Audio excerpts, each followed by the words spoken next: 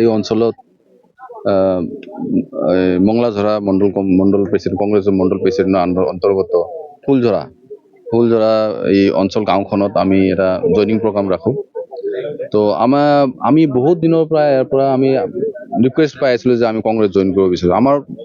মোৰ এই পৰ্বতঝৰা এই সমষ্টিৰ পৰাই আমি দেখি আছোঁ বহুত মানে আমাৰ ট্ৰাইবেল মানুহ প্লাছ বেংগলী হিন্দু মানুহ এইবিলাক চব মানুহে কণ্টেক্ট কৰি আছে যে আমি কংগ্ৰেছ জইন কৰিব বিচাৰিছোঁ। গতিকে মই সেই উদ্দেশ্যে এতিয়া কংগ্ৰেছে কাৰণ আমাৰ পৰিয়ালত যেতিয়া আহিব বিচাৰিছে আৰু মই যিহেতু কংগ্ৰেছৰ এটা পদত আছোঁ ৰাজ্যিক পদত, গতিকে মোৰ কৰ্তব্য, গতিকে মই এই অনুষ্ঠানটো আজি কৰিলোঁ। আৰু বিকজ অফ আজি খ্ৰীষ্টমাছৰ সময় চব মানুহ অলপ মানে আমি যিখিনি ভাবিছিলোঁ তথাপি আমি 300 মান আমাৰ জইনিং হ'ল আজি, চব নন মুছলিমছ। আৰু এইটো প্ৰমাণ কৰিছে যে কংগ্ৰেছ দল আজি যি আমাৰ এই জইনিং প্ৰগ্ৰাম হ'ল, এই জইনিং প্ৰগ্ৰামত আমি এইটোৱে দেখিব পাৰিছোঁ এই দলটো আমাৰ ধৰক জাতি ধৰ্ম নিৰ্বিশেষে, মানে ইয়াতে কোনো ধৰ্ম নাই, যি ধৰ্মৰ ৰাজনীতি নকৰে। আজি চব মানুহ ইয়াতে জইন কৰিছে। আমাৰ ইয়াতে আদিবাসী মানুহ জইন কৰিছে, আমাৰ ইয়াতে বেংগলী হিন্দু মানুহ জইন কৰিছে, আমাৰ ইয়াতে বড়ো হিন্দু মানুহ জইন কৰিছে, গাৰো মানুহ জইন কৰিছে। গতিকে মই ইয়াৰ পৰা চবকে ধন্যবাদ দিব বিচাৰিছোঁ আৰু অসমৰ প্ৰতিটো চুকে কোণে থকা প্ৰত্যেকটো মানুহকে আহ্বান কৰিব বিচাৰিছোঁ যে আপোনালোকে আহক, দলে বলে আহক, কংগ্ৰেছ জইন কৰক। কাৰণ এইখনে এটা আমাৰ বিকল্প সমাজখন নতুনকৈ গঢ় দিয়াৰ কাৰণে, আপোনালোকৰ দেশখনক বচাবৰ কাৰণে, আপোনালোকৰ ঘৰখন বচাবৰ কাৰণে। আপোনালোকে যদি আপোনাৰ ঘৰখন বচাব বিচাৰিছে, কংগ্ৰেছ ছাড়া আপোনালোকৰ কোনো বিকল্প নাই। এই সমাজখনৰ কাৰণে, এই মাটিৰ কাৰণে, এই আপোনালোকৰ সভ্যতাৰ কাৰণে একমাত্ৰ যুঁজ কৰা মানুহ হ'ল গৌৰৱ গগৈ ডাঙৰীয়া, ৰাহুল গান্ধী ডাঙৰীয়া। আমাৰ কংগ্ৰেছৰ প্ৰথমে লক্ষ্যই হ'ল আপোনালোকৰ কাৰণে, আপোনালোকৰ অধিকাৰৰ কাৰণে যুঁজ কৰাটো। ধন্যবাদ। এবাৰ পৰ্বতঝৰা বিধানসভা সমষ্টি, হয়, যেহেতু আপুনি কংগ্ৰেছ দলৰ আশাবাদী প্ৰাৰ্থী, হয়, মূল ইস্যু কি হ'ব?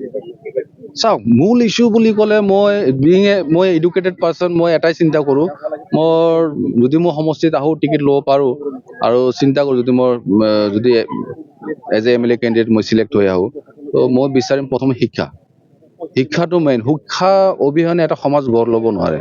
সমাজখন যদি গঢ় দিব বিচাৰে, সমাজখন যদি ডেভেলপমেণ্টৰ কাৰণে চিন্তা কৰোঁ, শিক্ষাটোৱে আমাক গোটেইখিনি আগবঢ়াব। গতিকে মই শিক্ষাৰ ওপৰত প্ৰচুৰ ইম্পৰ্টেঞ্চ দিম। য'তে পাৰোঁ মই ভাল স্কুলৰ কাৰণে মই ইম্পৰ্টেঞ্চ দিম, ভাল টিচাৰৰ কাৰণে মই ইম্পৰ্টেঞ্চ দিম। তাৰপিছত ছেকেণ্ড অপশ্যন আহিব মোৰ হেল্থ, তাৰপিছত মোৰ ইনফ্ৰাষ্ট্ৰাকচাৰৰ ওপৰত মই কাম কৰিম। Thank U. কংগ্রেস সাথে যোগদান করছে আর এখন কংগ্রেসের সাথে থাকবো, কেন আমার বিভিন্ন মানুষবিলাক আছিল আগে ভোটের, আমার পয়সা দিয়া অন্য কোনো জিনিস আমার গ্রামে দেয় নাই। আর এখন এই আমার সারগুলা আছে, এখন আমার সারগুলা থাকে আমি চাবো আর আমাকে দিবে সারটা।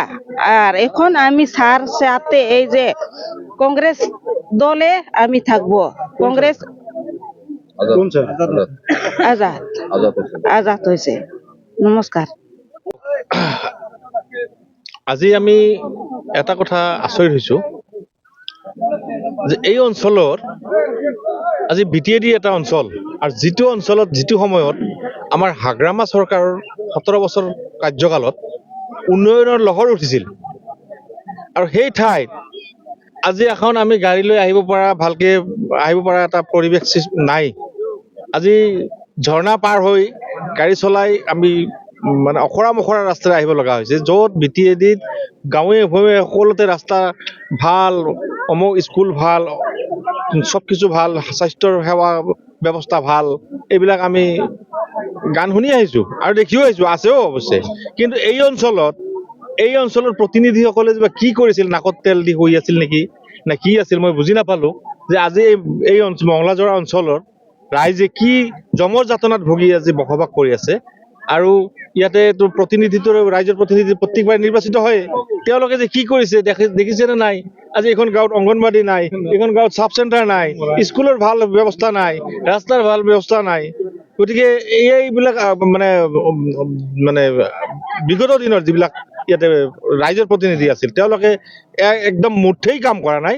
গতিকে এইবিলাক অসুবিধা, ৰাইজৰ অসুবিধা চাই আজি এই অঞ্চলৰ ৰাইজে স্বতঃস্ফূৰ্তভাৱে কংগ্ৰেছ দলৰ নীতি আদৰ্শৰ প্ৰতি লক্ষ্য ৰাখি তেওঁলোকে আজি কংগ্ৰেছ দলত জইন কৰিছে।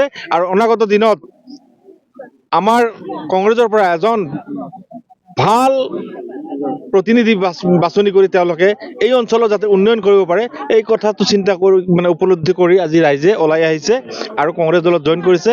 মই ভাবোঁ যে আমাৰ যি প্ৰাৰ্থিত্ব প্ৰত্যাশী আমাৰ আজাদ হুছেইন আছে আৰু বিভিন্নজন আছে, ইয়াৰ ভিতৰত আমাৰ অন্যতম আজাদ হুছেইন ডাঙৰীয়া এই অঞ্চলত ৰাইজৰ কাম কৰিবলৈ সকলোৱে আশাবাদী আৰু অনাগত দিনত সকলোৱে তেওঁক সহায় কৰিব। নিশ্চয় তেওঁক ৰাইজৰ প্ৰতিনিধি বনাই এই অঞ্চলৰ যাতে সম উন্নয়ন, সম বিকাশ আৰু বাট পদূলি, ৰাস্তা ঘাট, স্কুল, স্বাস্থ্য সকলো ব্যৱস্থা যাতে ভাল হয় এই কথা চিন্তা কৰি ৰাইজে আজি স্বতঃস্ফূৰ্তভাৱে আহি কংগ্ৰেছ দলত জইন কৰিছে।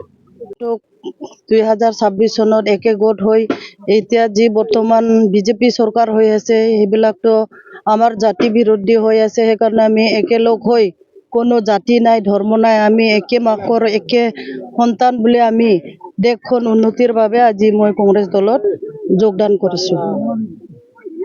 শ্ৰীমতী মমতা চাংমা।